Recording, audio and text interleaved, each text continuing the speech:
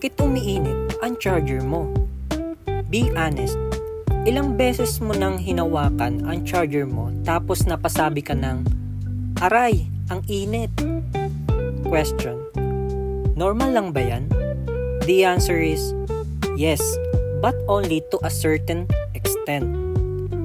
Kapag ginagamit mo ang charger, kino-convert niya ang 230 volts mula sa outlet into the lower voltage that your phone needs. Habang ginagawa niya ang trabaho niya, may kaunting energy na nagiging heat. That's why your charger feels warm. Pero tandaan, warm is normal, super init is not.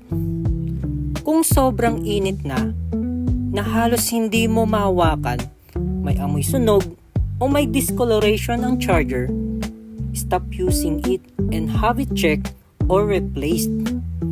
At bonus tip, huwag takpan ng charger habang ginagamit.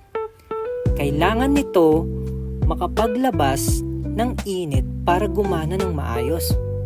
So remember, a warm charger can be normal. An extremely hot charger is a warning sign. Again, this is Sir Pat, Engineering Made